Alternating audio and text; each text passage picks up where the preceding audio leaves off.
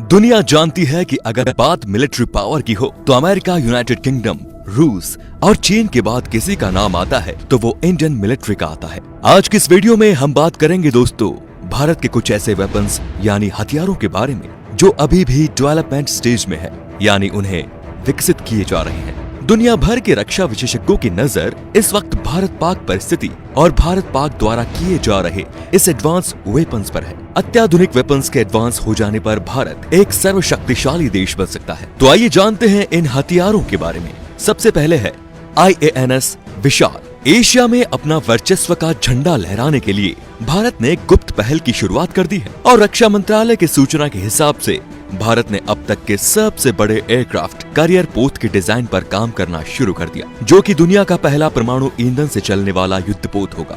रक्षा मंत्रालय के अधिकारियों की माने तो INS विशाल 65,000 टन का भीम का युद्धपोत होगा, जिसकी कुल लंबाई 300 मीटर होगी। इसकी टैंक पर 50 जंग के लड़ाकू विमान रखने की क्षमता होगी, जिस पर अनुमानित $50 बिलियन का खर्च आएगा।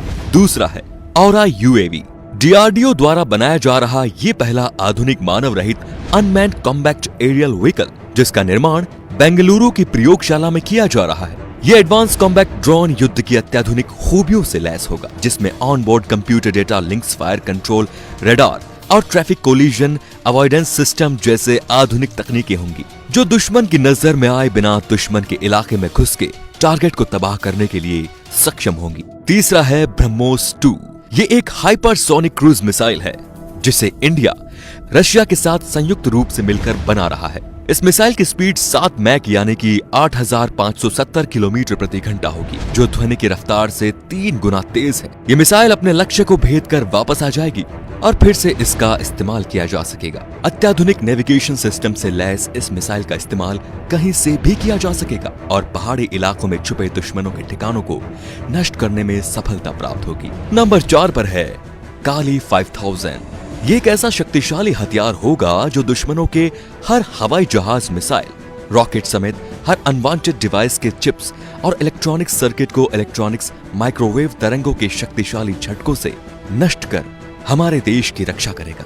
सुनने में ये बात भले ही अजीब लगे, लेकिन भारत गोपनीय तरीके से इस वेपन पर काम कर रहा है।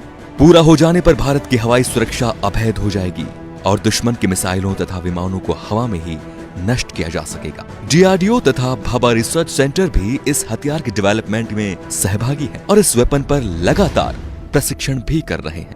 Number 5 Astra MK2। ये भारत का पहला एयर क्लियर मिसाइल है, जिसे DRDO द्वारा बनाया जा रहा है। गाइडेंस सिस्टम से लैस ये हथियार हवा से हवा में वार करने के लिए इस्तेमाल किया जाएगा। इस मिसाइल को पूरी तरह विकसित होने के बाद इसे भारतीय सेना और नेवी को दे दिया जाएगा, जिसके बाद भारत का नाम उन चुनिंदा देशों में गिना जाएगा जिसके पास अति अत्याधुनिक मिसाइलें हैं। नंबर 6 पर है एंटी सैटेलाइट मिसाइल।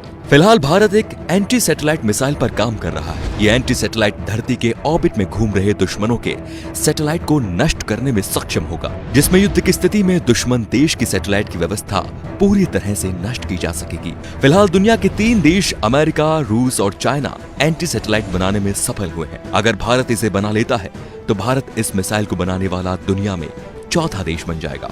अंत में है कान टैंक। इसे DRDO द्वारा अर्जुन टैंक को आधार बनाकर डेवलप किया जा रहा है। अभी तक इसके आधिकारिक नाम की घोषणा नहीं की गई है, लेकिन औपचारिक रूप से इसे कर्ण नाम दिया गया है। 48 टन के वजन वाले इस टैंक के ऊपर 120 MN की राइफल लगी हुई है, जिसकी मारक क्षमता 5 किलोमीटर है और मौजूदा दुश्मन के टैंक को आसानी से नष्ट कर देगी। ये टैंक बहुत ही कामगार है। ये बिना चूके बिल्कुल सही जगह निशाना लगा सकता है और इसमें लगे लेजर की मदद से रात में भी बिल्कुल सही निशाना लगाया जा सकता है। तो दोस्तों, देश विकसित हो रहा है और किसी भी देश का पूरा अधिकार होता है कि वो अपनी सुरक्षा के लिए हथियारों को विकसित करे। पर अब एक सवाल आपसे, क्या आप लोगों को लगता है कि हथियार के दम पर शांति लाई जा सकती है? सोचिए और जरा सोचकर कमेंट कीजिए। धन्यवाद।